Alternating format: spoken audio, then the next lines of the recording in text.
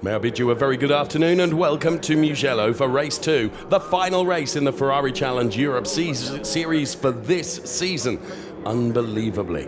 Of course, the season started at Valencia, but here we are, the final round in Mugello. There is still another race to come tomorrow, but that is the completely separate world final race.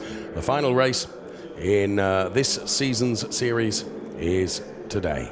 Finale Mondiali 2017, the celebration of everything that is brilliant about Ferrari, is here at Mugello for this weekend, and it's a glittering celebration here at this 5.2 kilometre circuit, which features 14 turns, 6 of them left, 8 of them are right-handers.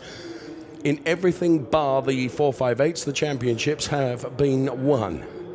So expect a very, very exciting race indeed. The first 3.5 rows of the grid, all pro drivers. The best of the AM drivers is the AM champion, Jens Liebhauser. He goes from P6 on the grid. Ahead, it's Niklas Nielsen, Fabio Lima. As we can see, James Collado there, the Ferrari GT driver. Partners with Alessandro Pierguidi, of course, in the WEC series. And in just a week's time, they'll be in the Far East contesting the next round. They have been successful, and hope that success continues. Super guys, both James Collado and Alessandro Pierguidi. And there we can see the car of Fabio Lima, former single-seater star, former GP2 champion in the Octane 126 car, who lines up P2 on the grid. So there is Fabio Lima.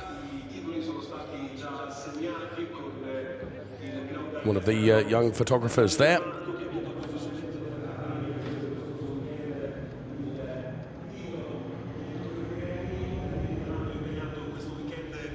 And a Hublot safety car that will lead the cars away on their formation lap and their rolling lap for the start of the race. Packed grid down there.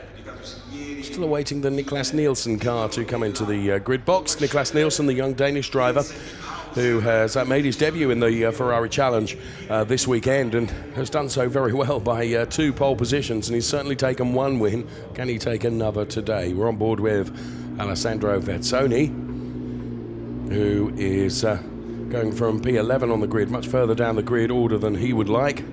Really out of sequence in the pros is Alessandro Vezzoni.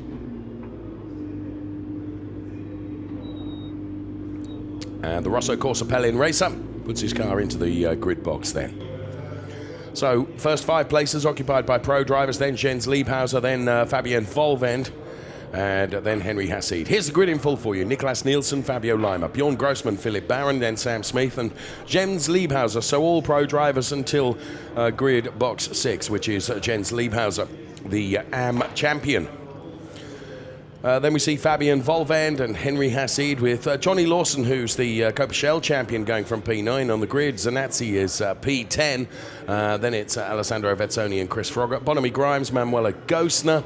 And then we find Eric Prinnock, Christoph Herney, Ingvar Madsen, Vladimir Haladik and Joshua Kartu ahead of James Wayland, Tani Hanna, Von Skeltermar, Martin Nelson, Thomas Gosner, Murat Kuhadaroglu, Eric Chung, Claudio Schiavoni and Christian Overgaard ahead of Christian Kinch and Mark Bruff, Thomas O'Rourke, Nussbaumer, and then it's Per Nielsen, Creton Lendudis, Tommy Lindroth, Gallup Attard, Dusan Palkra, Robin Jensen, Tina Koch, Holger Harmsen, Laurent Demouse, Pierre Falholt, Henrik Kamstrup, David Lim, and Pally Kjærsgaard, wrapping up the 45-strong grid in this Ferrari Challenge Europe final race, where we put together all the different classes, the pro drivers, the AM drivers in Trofeo Pirelli, and the Coppa Shell drivers as well. So once again, James Collado looking at the Niklas Nielsen car.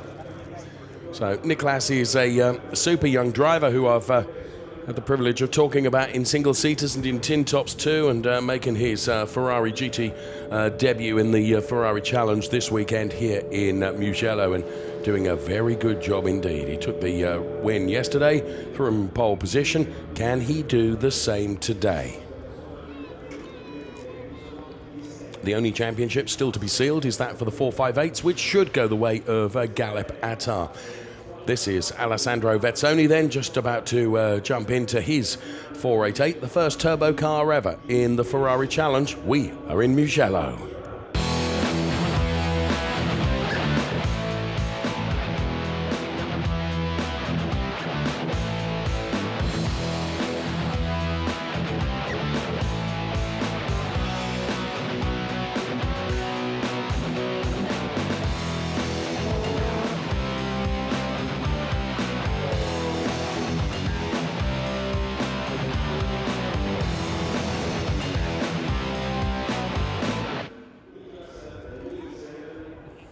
Mugello circuit.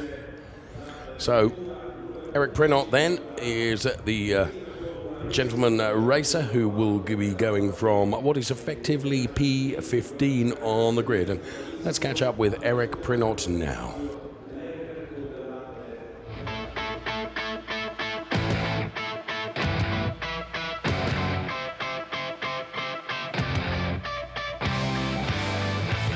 A quiet moment in direction of Finale Mondiali here at Mugello. My name is Eric Prinot, racing Ferrari Challenge since 19 years. This is the 20th year. So I enjoy very much the Finale Mondiali at Mugello because I have been lucky here at Mugello 2 years ago. So I hope to be lucky also this year. Everybody of us, of the drivers, are looking for luck on this circuit, in this special event, Finale Mondiali, the most important in the year. Everybody preparing safely and with a lot of effort for this event, and this event will decide who will the best driver in the world.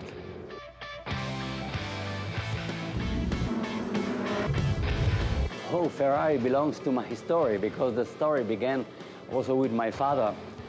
My father was a lucky owner of Ferrari GTO 250, and so at that time when my father was racing, I was not allowed to race because the company, father's company, was quite a big company, and I had to work in this company. And just many years later, I started to race with, I was 50 years old, so I began very late, but it was possible with Ferrari Challenge because in Ferrari Challenge we have our own category.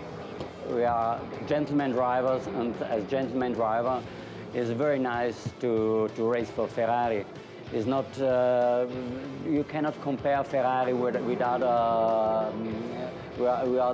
cars. Ferrari is very special, and if Ferrari wouldn't exist, I probably would not race.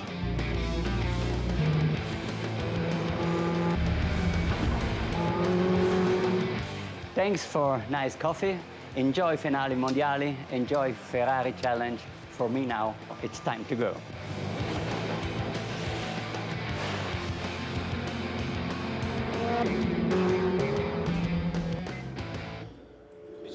Great to hear from Eric Prinot then, celebrating his 20th year in the Ferrari Challenges. He's had a turbulent season, I think it's fair to say, and Eric would agree with me on that. Plenty of ups and a number of downs as well. For this race, Niklas Nielsen, the young Danish driver, will be going from P1 on the grid. The race start is moments away.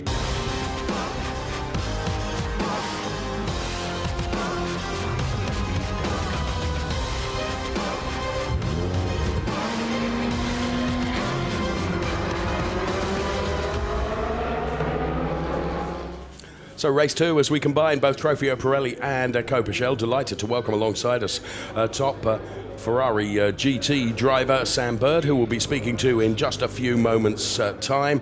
But first of all, let's check out from the Hublot safety car and also some pole positions in this race.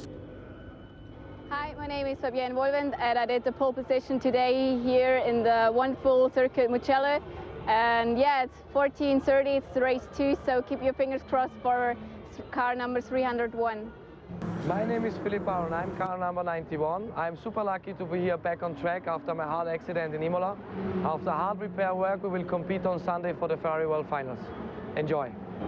Absolutely amazing to take another pole today here at this amazing track, Mugello. Now I'm just looking forward to the race this afternoon. I want to say a special thanks to Formula Racing for giving me the opportunity to come here, and to all the spectators for putting up a great show for us. Thanks. So we're hearing from Fabian Volvend, quickest of the ladies, Philip Barron, and also from Niklas Nielsen. As I mentioned, alongside me then, Ferrari GT driver Sam Bird. And with all the championships having now been won, Sam, as a racing driver, when you go into this race, it's just the pride of being P1, I guess, isn't it? Yeah, absolutely. Look, it's a little bit like the pressure's off everybody now. However, everybody's got an extremely important race tomorrow afternoon, so everybody's going to want to do well today. This is an important race, but the main thing obviously is taking, it's like an extended test session, as it were, to make sure that the car is working well in a race scenario, a race situation, ready for tomorrow. Tomorrow, the race that Sam alludes to, as we look at Eric Prinot's partner there, Monica, is of course the World Championship race. It's the one that I've titled over the years the Gold Roof Race. It's kind of the pride of everyone, isn't it? Because what we do, we put the best of the drivers from all the regions, Asia Pacific, North America, and also Europe, all together into one race for that Gold Roof title, if you like. Yeah, that's why we've got such a huge grid here this week in Mugello. Not only is it a spectacular race weekend, it's the 70th anniversary, but also the chance to race against the best in the world in these 488s and 458s. It doesn't happen anywhere else, so everybody wants to come together here and participate in that one-off race, which is tomorrow afternoon. And what's great is, of course, that everything that is connected with Ferrari, we have the Formula One Clienti here, we have the Scuderia Ferrari here, of course we have all of you guys, the GT drivers, and of course it's just a week's time, you're going to be racing once again, Sam, Yeah, back to Shanghai to defend our manufacturer's title. Hopefully we can wrap it up there in Shanghai, would be great, before the season finale in Bahrain. Myself and Davide trying to recapture the lead of the Drivers' Championship if we can, off our teammates. I was going to say, that's difficult, isn't it? Because it's James Collado and Alessandro Pierguidi who are leading currently. Yeah, both mighty fast guys. We see now that everybody's lining up for the start of this race. Let's see what Nielsen and Lima, Grossman and Barron are going to be doing off the start. Well, we heard Philip Barron say just in that interview with him, of course he had a big crash at Imola, unfortunately involving Bjorn Grossman, well, provoked by Bjorn Grossman, has to be said, very unusually. Bjorn Grossman, a super clean driver, but Philip Barron was propelled into the barriers, so the team have worked hard to get the car back out on track, ready for this weekend, and Philip Barron would like to be as far ahead as he can be. Manuela Gosner, there was significant damage to the Manuela Gosner car in the race yesterday, but she's back out in the race, as you can see in the 383 car, the Ineco MP team working hard on that car, and we'll let the music build the anticipation now to the lights going green.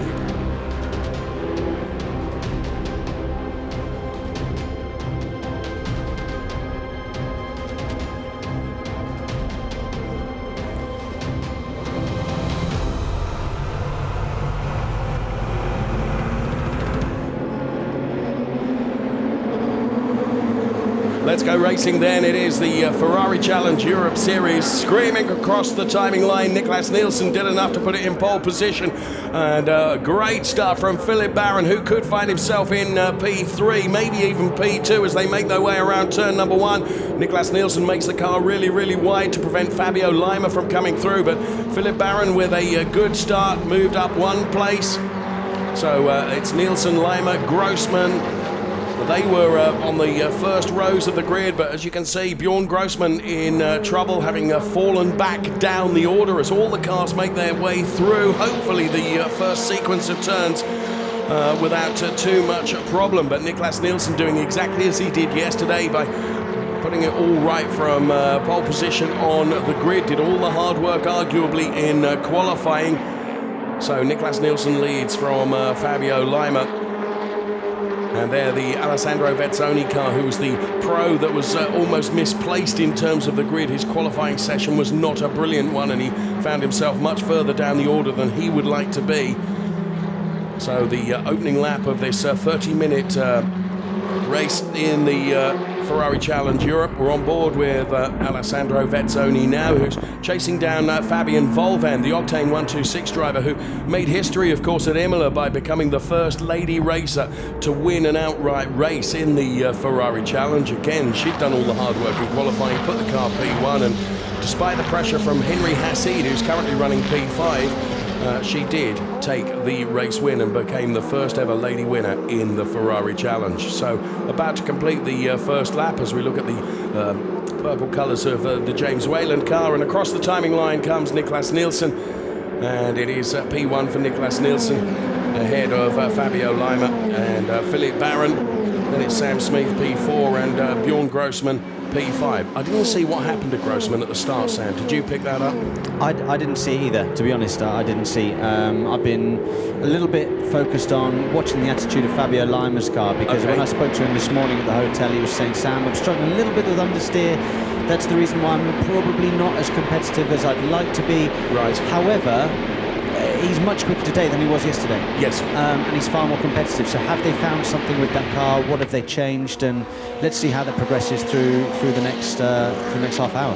You and Fabio raced together in GP2, didn't you? Going back just a few years. Yeah, he might be. No, I wasn't going to bring that up, Sam. Really, I wasn't. So yeah, Fabio is actually a GP2 champion, and I was the vice champion back in 2013. Yeah, it doesn't help when you stall at the final race of the year like I did. But, you know, hey ho. You're digging your own hole here, Sam. I'm not saying it. I don't have sleepless nights, I promise. Yeah, I'm over it. You have got a brilliant career as a top GT driver. So Niklas Nielsen then, who's a young... Now, Niklas, just last year, racing in single-seaters in Formula 4, racing in tin tops in the Audi Sport TT Cup, put him in a GT car. Look at this, he's done 2 pole positions. He won the race yesterday. I mean, talk about get the measure of this 488. He's got it nailed, hasn't he? Yeah, the kid's obviously very strong. Yes. You know, if he continues like this, then he could be picked up by a manufacturer. He could have a chance in WEC, ELMS, you know, Asian Le Mans Series, places like that. People will be watching this and thinking, yeah, the kid's not bad. Yeah, that's really good. He is a nice kid, and clearly very, very quick as well. And he's being chased down by Fabio Leimer, and you're absolutely right. Leimer has got more in the car today than he had yesterday, Sam. Absolutely. Well, it's your advice, isn't it, at the hotel? Absolutely, of course it is. You know. Well, he's just set the fastest lap of the race, 3/10 quicker than Nielsen on that last lap. You know, Nielsen's young, and will he have experienced pressure like what Leimer's now going to put on him? And Leimer's experienced, he's a great driver. Yes. He knows every trick in the book. He's going to be trying to put Nielsen off now and trying to catch him off guard or make him make a mistake. Well, he's got 25 and a half minutes to do so. Fabio Leimer then is marginally quicker, and Philip Barron is one of these drivers, again, another driver I can remember him back in Formula 3 many, many years ago.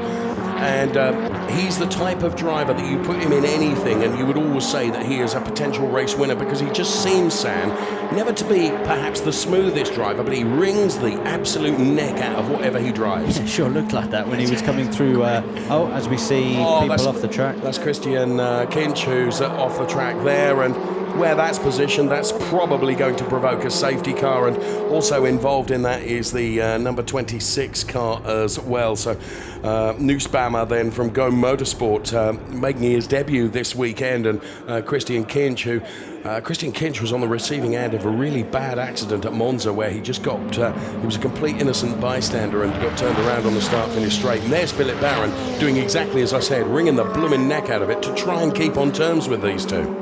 Yeah, I think that's going to be a safety car, but you know, just a yellow flag at the moment. Let's wait and see if it turns into anything more, because that car is stuck in the gravel. I mean, Nielsen's not pulling away from Leimer at the front. Critically in the 458s, it's Kriton Lindudis who is the fastest of the 458s. Holger Harmsen is P2, Galapatar is P3. Now, I think my computations are that as long as Galapatar finishes the race, he's won the 458 title anyway. So Nussbaumer out of the car then, and didn't quite see how that. Well, in fairness, that wasn't Nussbaumer. That was the 317 car that got collected as well, wasn't it? So Well, that car has been able to drive away, and there's Eric Prinot's partner looking on. Rearward shot from the Philip Barron car. Looking back at... a bit wide. There's Sam Smith, who's been allowed to close up under that, and that was a big Barron's mistake. got an issue. Yeah, he got has. an issue. Because we've seen Sam Smith and Bjorn Grossman both go through, and I think that might... is it a puncture? I'm not sure. Let's wait and see when we see a full view of the car, but that was definitely something majorly wrong there. And we've been talking about that Philip is wringing the neck out of it, is all over the curbs, isn't he? And, you know, those tyres become a little bit more vulnerable the more curb you take. Yeah. Isn't that true, Sam? Absolutely. I mean, I'm only speculating as to what the issue is. He's pulled off to the side of the road now and stopped the car, so you'd like to think with a puncture he might have driven it back to the pits. Yes, I agree. But, so maybe it's something, you know, more worrying, a bit more terminal. Philip's partner looks on then, knowing that his race is done and dusted. I'm really, really surprised where that Christian Kinch car was beached, that we haven't seen a safety car, but at the moment it is only a yellow flag. And Niklas Nielsen and Fabio Lima then P1 and P2. The margin between the two of them is 7/10, and Niklas Nielsen was just marginally quicker last time around than Fabio Lima, but again, there's still 22 and a bit minutes of this race to do, and whether Fabio Lima will just ease off for a moment now, ready to put together another really rapid attack against Niklas Nielsen, perhaps in the middle stage of the race, or maybe even the closing stage of the race. But what he's got to do, he's got to keep within terms, Sam, hasn't he? Absolutely. What Fabio's doing at the moment, I mean, he's actually being a little bit safer in Sector 1 where there's the yellow flag, which I would always implore and say is a good thing. Which is actually making him drop back. He's now close to 1.5 seconds off. He lost half a second in Sector 1, which is unlike Fabio. So I think he's actually being safe, which is a good thing. Because we like when there's a yellow flag for people to be safe, but he's losing ground by doing that. There he is, the Fabio Lima car, and there, interestingly, Philip Barron, we saw him pull it off the side of the track, and now he's... in fairness, that might have been a replay of him getting it to relative safety. Couldn't see, despite looking, whether there was a deflated tyre on the car. I don't think there was. No. It seems to be something more mechanical, whether it's engine or gearbox. I'm not sure. Well, they're the Rosso Corsa team that engineer that car of Philip Barron then. Knowing that he is effectively out of the race. No, actually, this is live, so he's trying to nurse it back now, isn't he? Yes, yeah, he's trying to get it back to the pits. It's never fun when you're stuck halfway around a track. No, get it back to the pits. Von Skeltermar also into the pit lane is Eric Prinot, we noticed just a moment ago. But he's on his way back out of the pit lane now, is Eric Prinot, but Von Skeltermar is into the pit lane as well, the Kessel driver who we're on board now with, and looks like the last race of the season is not going to go full distance for Von Skeltermar. I think I could hear him shouting away in the car and not very happy. And I think, that was the 377 car driving in. So this battle then, Bjorn Grossman has got ahead of Sam Smith now. This is the battle for P3 in Trofeo Pirelli Pro. So Bjorn Grossman then, of course, he wears the number 1 on his car because he's last year's Trofeo Pirelli Pro champion. That championship was won at Imola this year by Daniele Diamato for the CDP team. He's not here this weekend, so needed to seal it at Imola, which he did. Sam Smith would still like to be vice champion in car number 92, but ahead of him now is Bjorn Grossman running in P3, the German driver, Bjorn Grossman. Fabio Lima P2, Niklas Nielsen leading by 1.1 seconds right at the front of the pack. The best of the AM drivers, Jens Liebhauser, who sealed the AM championship yesterday. There's Henry Hassid for the Charles Pozzi team, and in fairness, he's the quickest of the Shell drivers, and a gentleman as well. Where's Johnny Lawson, currently running in P9, but again, he'd done enough yesterday to seal the Shell Championship. The AM leader is Jens Liebhauser, the German driver. who's pretty delighted to have taken that win. It's been a year-long battle, really, between himself and the Scuderia Autoropa driver Martin Nelson, and also the British driver Chris Froggatt. Fabienne Volvend is the quickest of the lady racers, and she is actually P7 in the race overall. So yeah, you can see chasing down Jens Liebhauser ahead, and Fabienne Volvend then engineered by the Octane 126 team, and there is the Philip Barron car. He's not out of the car, Sam, but all the engineers looking. Yeah, it's a shame, big shame. I mean, his day is done. It'll be, if they can get him out again, it'll be just be an extended test session now, and just see that the car is okay, ready for tomorrow. Yeah, set up perfectly for tomorrow, but well, whether he manages to get that car out of the pit lane remains to be seen. Just under 18 minutes of the race remaining. Bjorn Grossman now looking pretty comfortable, but he's in that P3 place, but it's a long way down on Fabio Leimer and Niklas Nielsen, and Sam Smith is sticking with him here. Sam Smith won the AM Championship, as I'm sure you'll recall, Sam, last year. Was elevated from AM classification. He was kind of almost an AM plus, do you know what I mean? Yeah. He was a bit too good to be in the AMs, really, but I think it's fair to say Sam has found the step up to the pro category this year quite difficult.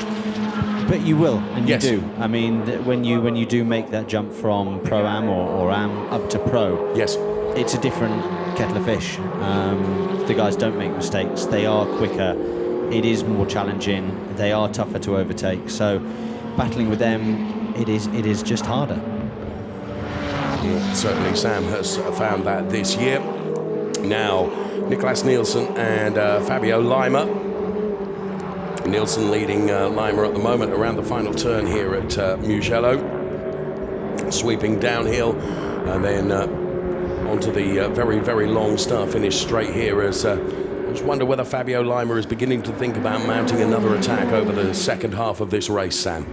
He's slowly starting to creep back into the range where you'd think he could, in a couple of laps have a go. But Nielsen's doing a good job. He's only a tenth or two slower than Leimer every lap, and when it's that close, it's really difficult to overtake. Right. 1 or 2 tenths it's tough. You get in that dirty air phase, and then you can't get any closer. You need to sort of be able to get within half a second, bam, do the move, and Right. then go. When you sit behind and get in that routine of being half a second behind, then every lap you sort of do the same thing as them, and you just get into a pattern of following.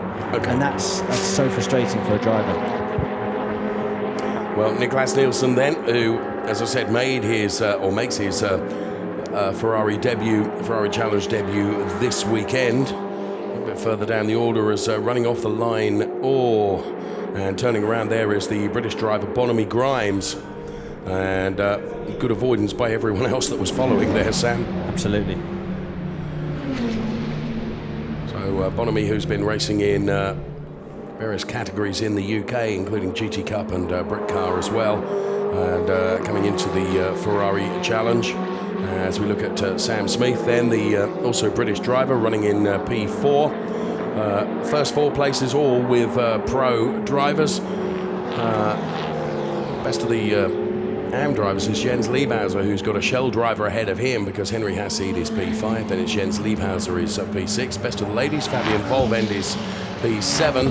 Manuela Gosner, another lady racer, is running in P11 at the moment. In terms of 458s, it's Kriton Lendudis, who's being chased down by Holger Harmsen a bit, and Galip Attar, who is running in P36 in the race overall. But all Galip Attar needs to do is finish the race, and that will mean that the 458 honours go to Turkey, which is very, very patriotic, and he'll be delighted with that. And we'll see him on the podium, doubtless, with his Turkish flag. Manuela Gosner, then in the green and black 488 is being hounded now, and that's how close you need to be, isn't it, Sam, to try and get a tow? Yeah, or a bit closer. I mean, you watch now, he'll go down the inside, brake later. There we go, job done. Oh, but he's gone in a bit deep. Has he gone in too deep? No, he's got it stopped. Good job, good move. That is the danger, isn't it? If you go in just a little bit too deep and someone can get their switch back underneath you. I'm sure people have watched it in every walk of motorsport around this circuit. You go in turn one too deep. Yeah. You run wide, and then somebody can nip back down the inside of you and get the run up the hill into turn 2. We see it in MotoGP. We've seen it here in Formula 3, DTM, and also in Ferrari Challenge. I think it was you that said on air yesterday that this track is a real challenge in that you know there's not that you ever relax as a racing driver, of course you don't, but you know it's maximum focus and concentration for the entire lap, isn't it, Sam? You're always turning, apart from that really long straight. Yes. Apart from that, but the rest of the circuit, you're always working the wheel of the car. It's high energy for the tyres, it's high energy for the driver, high-speed circuit, difficult, very difficult for these guys. Tell you what, Jens Liebhauser, who is the AM champion, is now beginning to come under a bit of pressure from Fabian Volvend. There's Joshua Kartu in car number 30 then. Joshua Kartu running in P16 at the moment. Ahead of Joshua Kartu is the Bonomi Grimes car number 81. And we can see that incident between car number 81 and car number 93 is under investigation. So, Bonomi Grimes leading Joshua Kartu at the moment, and just waiting to pounce behind is Christoph Herney, but Joshua Kartu trying to find a way past the 81 car ahead, and Joshua Kartu from Ferrari Budapest as Bonomi loses the back end of the car. Ooh, around the final turn. No, Tani Hanna. Big shunt. Oh, and at that point, when you're coming downhill, aren't you, Sam? And I think we'll see a red flag there for all the debris. Right. It's saying safety car now, but there's too much debris on the circuit. Or they'll have to bring the cars through the pit lane.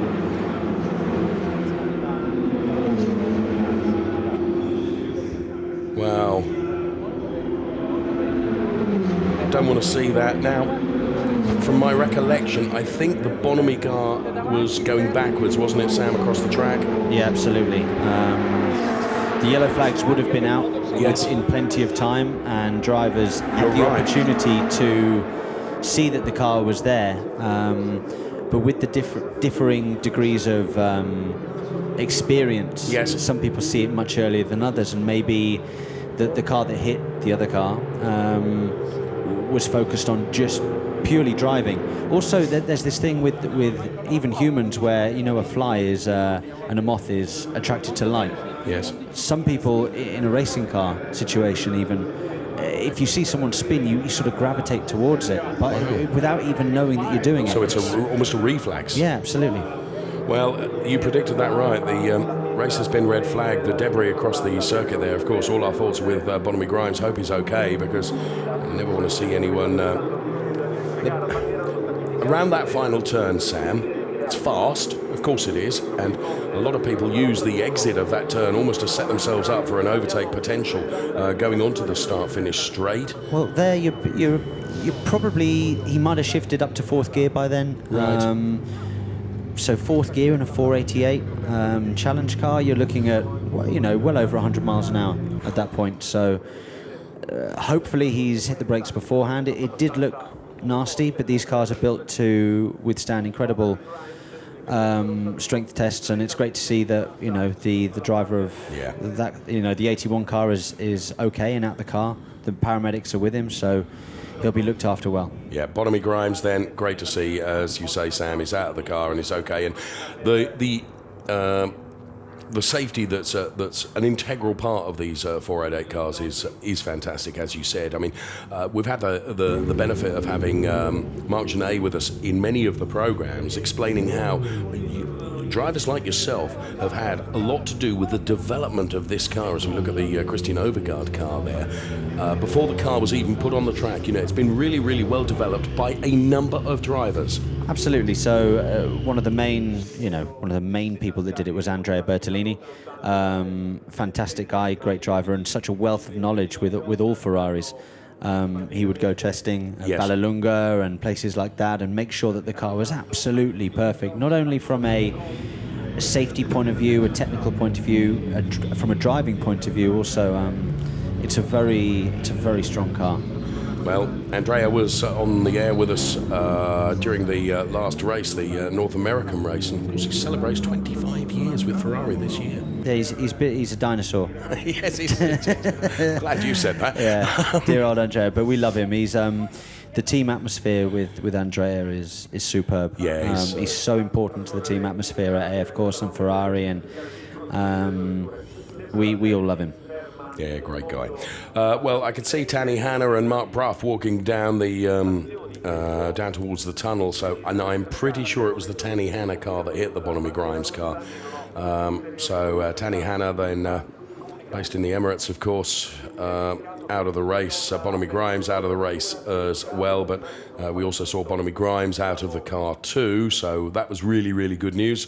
Race has been red flagged now, and there you can see the Scuderia Autoropa car of Martin Nelson. But the clock stopped, so we're still going to get close to 12 minutes of time under green. Well, 10 minutes under green, once they've done one reconnaissance lap again.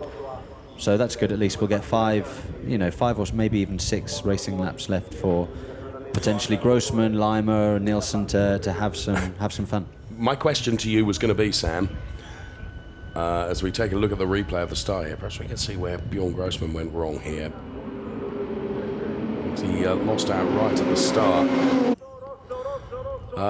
My question was going to be to you, Sam, is this like a gift to Fabio Lima potentially, because Niklas Nielsen having to come in now, was he going to lose his focus and his concentration? I think he would have felt quite comfortable before this red flag, and now he's got it all to do again under a restart. And for a young chap to defend from a wily old fox like Fabio, old, he's only in his 20s, of but course, you know what I mean. Yeah. Somebody with that wealth of experience, it might be playing on his mind. Let's see how the young man reacts. I mean, this will be a strong test of his mental ability. It was interesting, and I was at a GT race much earlier in the year, this year, at a German circuit where 2 drivers across a car, and Philipp Eng, of course, a driver that was hugely successful in Porsches, he teamed up with... the race will not restart. That's a shame. Wow. That's because of the tightness of the schedule, I guess. Yeah, I can imagine so. The point I was going to make is Philipp Eng teamed up with a young British guy called Ricky Collard. Yes. And Collard had to go through 2 safety cars, and on both occasions we thought he's never going to, do you know what I mean? The pressure was going to, but actually coped with it perfectly and went on to win the race. And, fantastic. Actually, young whippersnappers, and you're one of those, Sam, of course. Oh, I don't know about that. I don't feel young anymore. They do have the ability to be able to do it, but it's academic now because the race, of course, will not restart. We were talking, or making comparisons, if you like, to Niklas Nielsen. Galapata will have done enough to seal the 458 category. Galapata from Turkey then driving last year's championship-winning car, because, of course, that was one of the 458 Evo cars, Sam. Yeah, well, I mean, congratulations to him. You said he was a very proud Turkish man, and no doubt he'll be celebrating into the night, Saturday and Sunday night. Well, there is Philip Barron, who was ready to go back out on track, presumably. I think they all were. I think everybody would prefer to go racing again, but the race director is under pressure in order for everything to stay on time at this amazing event. Yes. So if it needs to be a red flag, unfortunately it needs to be a red flag. But my point there, Sam, was we'll recall that Philip Barron had problems. We didn't know what the problems were. He came into the pit lane. All the engineers were on the car, weren't they? Obviously, whatever it was, presumably they felt that they'd fixed it and he was going to get back out. Yeah, as you say, it would be used as a test session, wouldn't it? Yeah, he would have liked to have done a couple of laps just to check. There's my engineer, Brice Laforge, who runs my car in WEC. Wow. So nice to see him out here working. Holger Hamsen there in the Lyse G622 car, who was chasing. There is Galapata, look. Do you reckon he's happy? He's a great guy, Sam. He really is. And, well, the race will not restart there. Confirmation of that. Joshua Cartu there on the left-hand side of your picture with Martin Nelson to the right of the picture.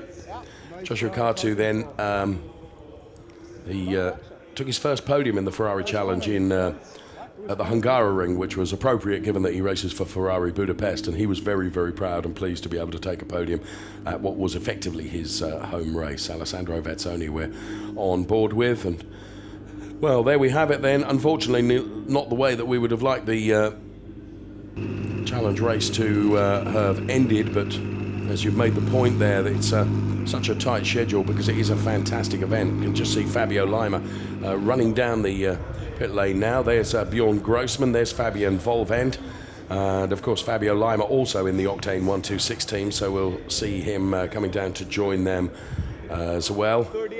Christian Overgaard, Philip Barron, Robin Jensen, all in conversations there. I was there.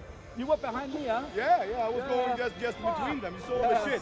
When we were watching a replay a couple of minutes ago on, yes. I think it's turn.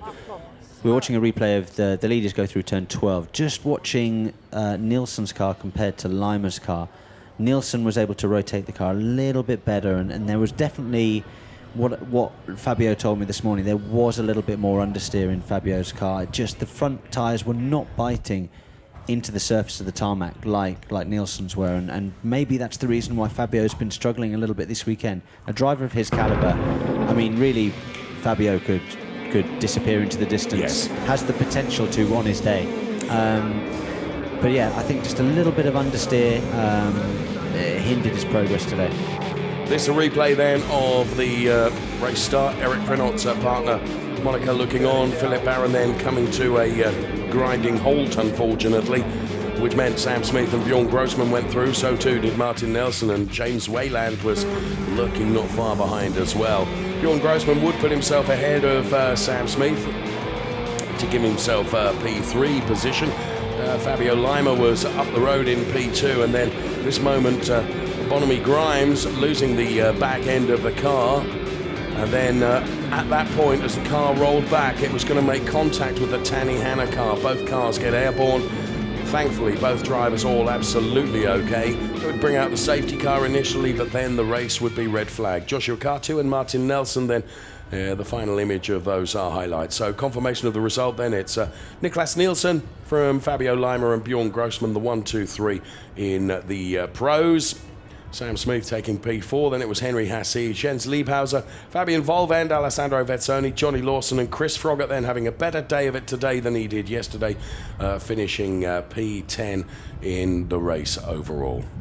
Then we see Zanatsi, Gosner, Nelson Veiland, Joshua Katu, Christoph Herney, Murat Kuhadaroglu, Christian Overgaard, Robin Jensen and Thomas Gosner, and the rest of the order will be on screen for you in graphics. Sam Bird, once again, thanks friend. Thank you very much, always guys. welcome alongside us here in the commentary box, and look forward to seeing you at the amazing gala dinner, just another part of the Finale Mondiale tonight. I will see you there. Looking forward. Thanks once again, Sam Bird, and very best of luck for him and his team in the race next weekend. So the remainder of the order on screen, and there you can see we did lose a number of cars in that race, regrettably, but the race curtailed early on. And that means that it's just primarily the schedule that is very, very packed here at a Finale Mondiale weekend with the F1 Clienti and the FXX programs as well here. And we still have another Ferrari Challenge race to come for Asia Pacific. The Asia Pacific series still to take to the track. There is the very happy Tanny Hanna, who has taken the 458 championship. Well done, Tanny. A super guy, he really is. And hello to everyone that's watching the race in Turkey, because I know a lot of Tanny's fans are doing so, a lot of Galop's fans are, as we're doing so. Galop Atar, not Tanny Hanna, what am I talking about? Galop Atar, congratulations.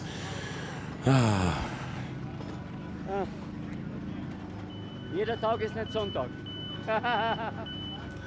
Eric Prenot there is on camera. Once again, apologies to both Tanny Hanna and Galop Atar for confusing them. Galop Atar has taken the 458 championship and celebrates.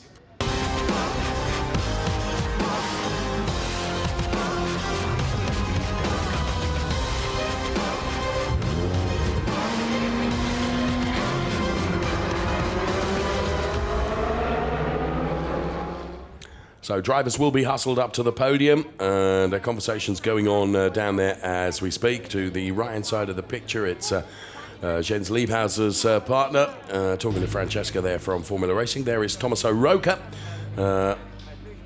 in conversation, and we can hear Michele Mambrelli about to get the drivers up there on the podium, and Tommaso Rocca and Philippe Baron having a conversation. The Tommaso Rocca car pushed back down the pit lane now. Good to see you, Tommaso.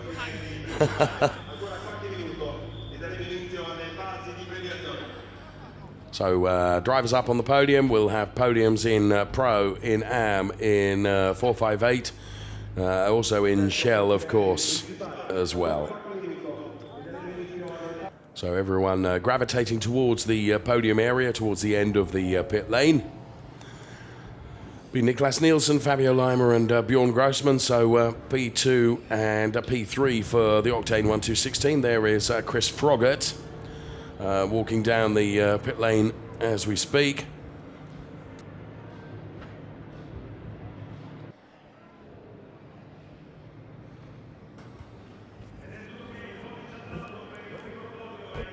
So Niklas Nielsen then.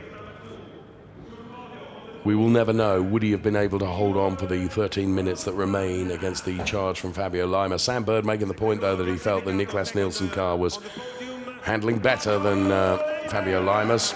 So there's Bjorn Grossman on step 3. Here comes Fabio Leimer on the second step of the podium, but 2 out of 2 this weekend for Niklas Nielsen for Formula Racing.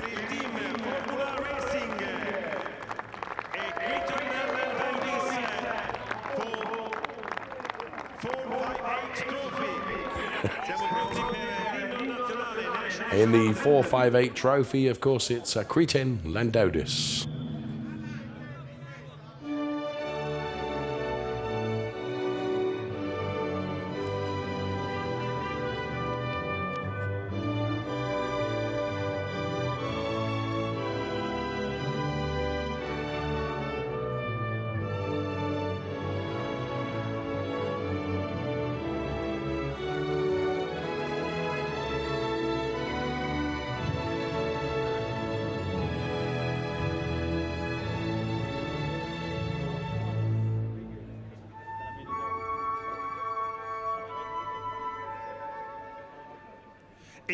So anthem plays out for Niklas Nielsen then on the top step of the podium.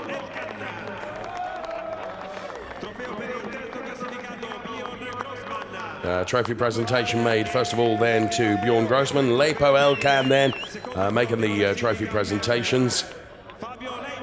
And now to Fabio Leimer. And then on the top step of the podium to Niklas Nielsen.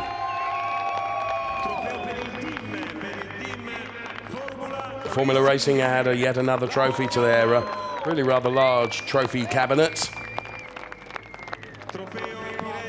And there is Teo Meyer making the Pirelli presentation to Niklas Nielsen. He's bagged a lot of trophies this weekend. The 458 trophy is handed out to Cretin Landaudis. And Teo Meyer once again with the Pirelli trophy for the 458. Time for the photographs as Michele Mambrelli will urge all the drivers to get together.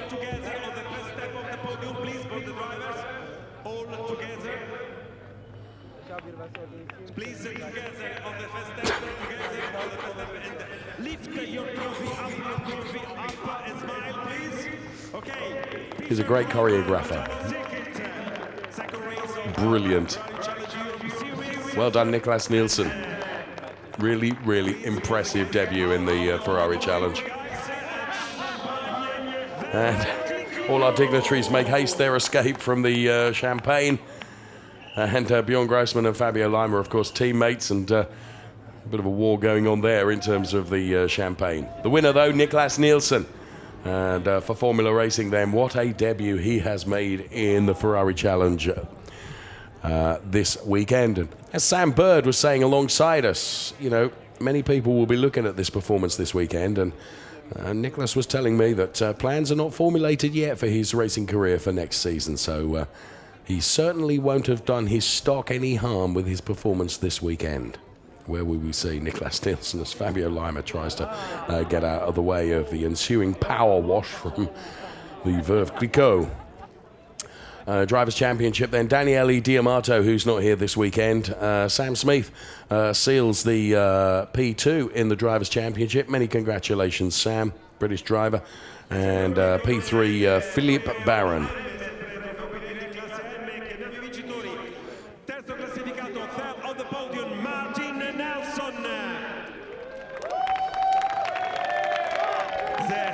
There's Martin Nelson from Scuderia Autoropa.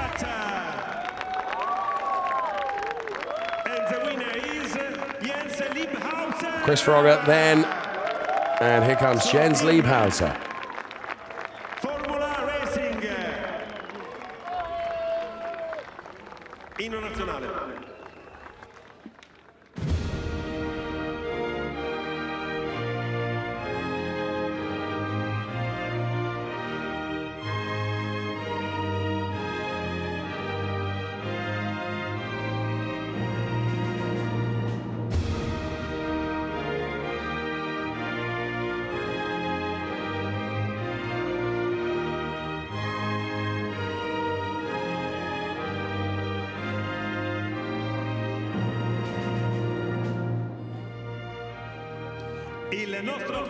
So Jens Liebhauser then,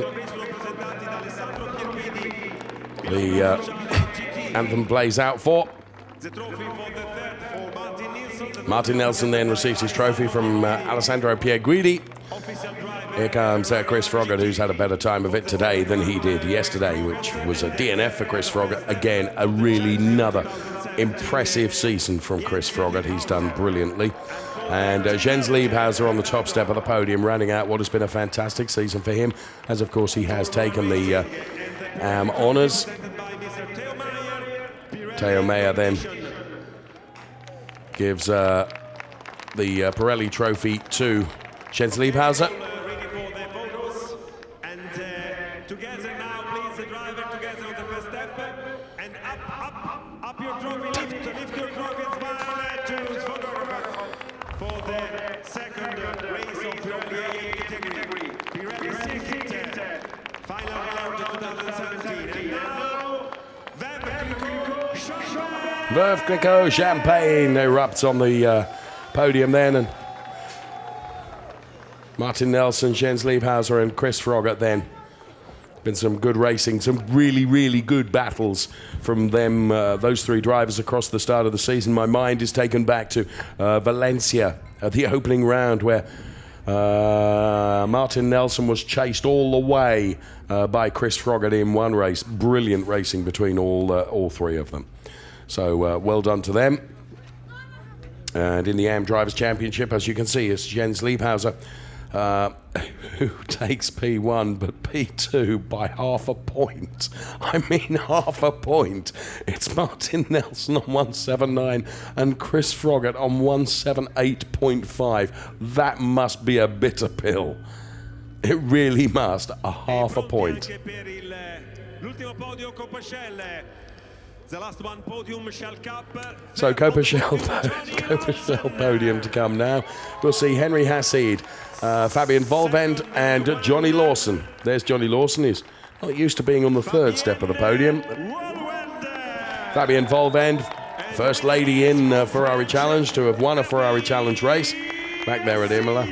And Henry Hassid then, who, to be fair, over the final races of the season has chased Johnny Lawson down, but Johnny did enough to take the championship. So Charles Pozzi team represented on the podium as well. Wait a moment. And we're ready for the national anthem.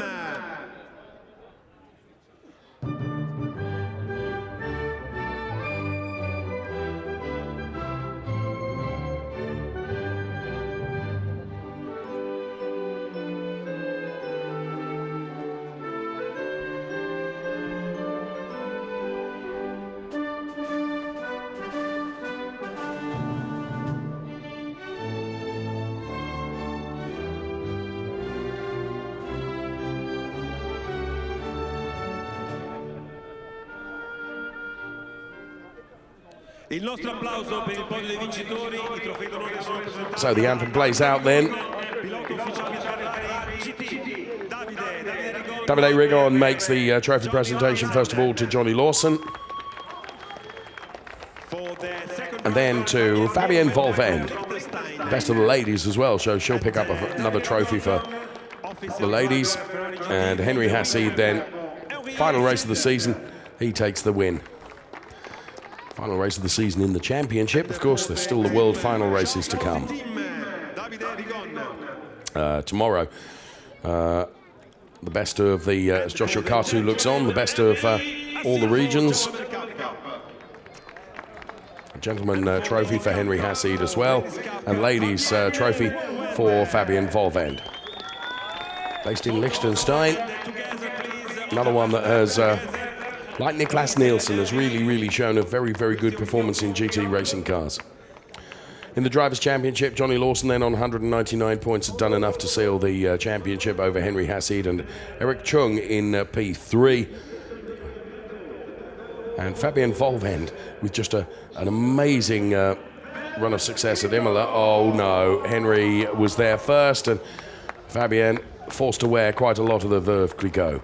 Next race is Ferrari Challenge Asia Pacific Race 2 at 14:40, as you can see. Please make sure you join us for that as we're enjoying the podium moment here with Johnny Lawson, Fabienne Volvend, and Henry Hassid as well.